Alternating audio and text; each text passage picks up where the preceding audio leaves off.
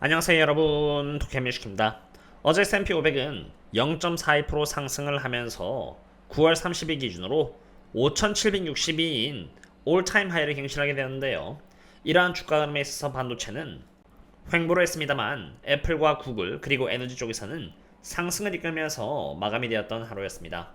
S&P 500이 올타임 하이를 갱신했기 때문에 주가가 얼마나 더 올라갈지는 저도 모릅니다만, 우선 매크로 관점에서 바라봤을 때 이제 거의 꼭대기를 갱신했다는 신호는 이곳저곳에서 발생하고 있기 때문에 리스크 관리를 위해서라도 우선 알아두는 것이 좋다고 봅니다. 우선은 S&P 500과 밀접한 상관계를 보여주고 있는 달러 캐나다 지표가 바로 첫 번째 지표로, 보시는 것처럼 두 개의 지표는 서로 반대의 상관관계를 보여주고 있음을 볼 수 있는데요. 달러를 캐나다 달러로 나눈 이 지표가 이렇게 하락하면은 S&P 500은 상승을 하고요. 반대로 이렇게 상승하는 모습을 보이면은 하방력을 받는 등 이러한 패턴을 과거의 흐름을 통해서 명확하게 볼 수가 있습니다. 다만 가장 최근의 흐름은 또 그렇지 않은데요. 보시면은 달러를 캐나다 달러로 나눈 이 지표가 이렇게 상승을 하고 있는데, 그럼에도 불구하고 S&P 500은 함께 꾸준히 상승한 것으로 이렇게 약간의 괴감을 보여주고 있는 상태인데요. 이러한 이유는 9월 30일에 잡혀 있었던 JP 모건 컬러 엑스파이레이션 데이 때문으로, 여기 이렇게 9월 30일 옵션 만기를 기준으로 약 4만 개의 컨트랙트가 5,750에 잡혀 있었고, 이것 때문에 주가가 하락하지 않고 5,750 이상의 상태에서 버텨줄 수 있었던 것입니다. 이제 10월 1일이 되었기 때문에 주가 하락을 막아주고 있었던 콜옵션은 만기가 됨에 따라서 더 이상 옵션의 인위적인 흐름은 없었다고 보면 될 것 같고요. 달러를 캐나다 달러로 나눈 이 지표가 상승을 계속 이어나간다면은 여기 S&P 500의 주가는 하방력을 받을 수 있고요. 반대로 이게 하락한다면은 S&P 500은 계속 상승을 이어나갈 수 있기 때문에 이러한 부분을 유의 깊게 바라봐야 되겠습니다. 그럼 이번에는 제가 트래킹하고 있는 또 다른 지표인 여기 One Month Implied Correlation Index를 보겠습니다. 이런 지표들은 제가 저희 멤버십분들 상으로 꾸준히 공유드리고 있는 지표 중 하나인데요. 확률적으로 제가 S&P 500이 거의 끝자락에 다가왔다라고 분석드리는 이유는 바로 여기 이 지표가 여기 이렇게 하락할 만큼 하락했기 때문입니다. 이 지표가 하락을 하면 할수록 S&P 500은 상승을 하고, 반대로 이 지표가 상승하면은 S&P 500은 하방력을 받는데, 지금 현재의 위치는 여기 2024년 7월대를 제외하면은 저점에 매우 근접해 있다는 것을 볼 수 있으며, 물론 더 하락함으로써 S&P 500이 상방력을 받을 수 있겠지만 확률적으로 하락할 확률보다는 그래도 상승할 확률이 더 높다고 봐야 하는 것입니다. 그리고 좀 더 이해를 돕기 위해서 S&P 500과 One Month Correlation Index 지표를 함께 오버랩 시켜서 상관관계를 그려봤는데요. 파란 색깔 바로 One Month Correlation Index이고, 빨간색이 S&P 500으로 One Month Correlation Index가 여기 이렇게 저점을 갱신하면은 보통 S&P 500은 거의 단기적 꼭대기를 의미했다는 것을 볼 수 있습니다. 반대로 One Month Correlation Index가 고점을 갱신할 경우 S&P 500은 이렇게 저점을 갱신한 것처럼 말이죠. 그렇기 때문에 지수가 거의 고점을 갱신하고 있을 경우 지수 자체를 상으로 보수적으로 바라봐야만 물론이고요. 특히나 지수에 있어서 가장 큰 비중을 차지하고 있는 반도체 쪽은 전 개인적으로 새롭게 포지션을 넣음에 있어서 보수적으로 보려고 하고 있으며, 반도체 ETF인 SMH 등 또한 크게는 헤드앤숄더의 흐름대로 이어지고 있는 듯한데, 어쨌든 반도체 쪽은 전반적으로 고평가이기 때문에 멀리서 지켜보고자 합니다. 그럼 이제 테슬라를 보겠습니다. 아까 보여드린 대로 거시경제도 제가 매번 업데이트를 드리지만 테슬라도 마찬가지로 하루에 2번씩 저희 멤버십분들 상으로 제가 분석을 현재 진영으로 드리고 있는데요.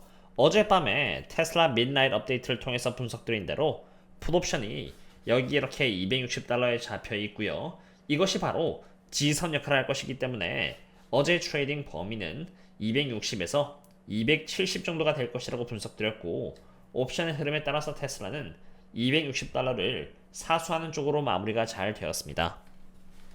그럼 이제 중요한 것은 바로 지금 현재 옵션 현황인데요. 여기 보시면은 270달러 그리고 277.5달러의 위치에 콜옵션이 많이 포진되어 있는 상태로, 이제 곧 발표될 테슬라의 3분기 출고량에 대한 기대감이 옵션 시장에 녹아져 있는 상태임을 볼 수 있는 상태입니다.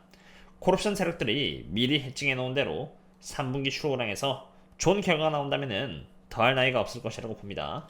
하지만 이것은 어디까지나 단기적인 부분이고요. 사실 장기 투자자 입장에서는 단기적인 흐름을 트래킹하는 것도 중요하지만 더 중요한 것은 장기적인 흐름이고 어떠한 요소들이 장기적 흐름에서 호재로 작용할 수 있는가를 아는 것입니다. 이것은 중국의 GDP와 테슬라 주가의 상관관계인데요.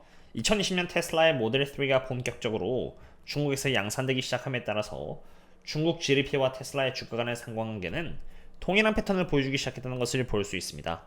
그런데 여기 최근 파란 색깔 차트를 이렇게 보시면은 중국 경제가 이렇게 약해진 모습을 보이고 있는데 이러한 흐름에 따라서 테슬라의 주가 또한 실제로 약세를 보여줬다는 것을 볼 수 있는 것입니다. 이 대목을 통해서 장기 투자가 집중해야 하는 부분은 바로 중국 경제 상황이라는 것을 쉽게 알 수 있는 것입니다.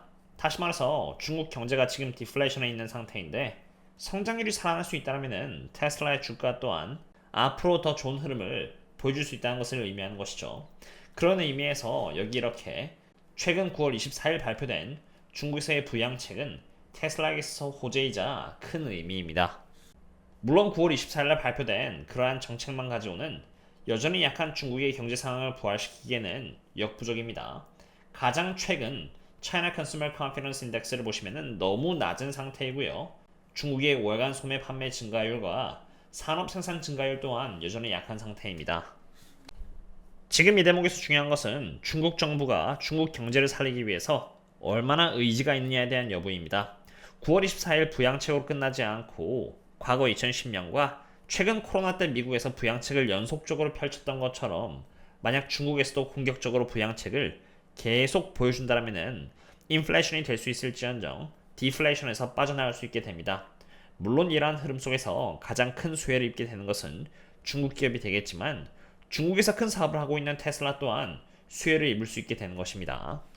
그리고 만약 중국 정부가 9월 24일 큰 규모로 부양책을 펼쳤고 여기 이렇게 보시면은 확인되지는 않았지만 가능성이 있다고 여겨지는 부양책 항목과 같이 몇 주 안에 또 발표가 된다면은 중국 정부가 정말 경제를 살릴 의지가 있다는 것으로 해석될 수 있습니다.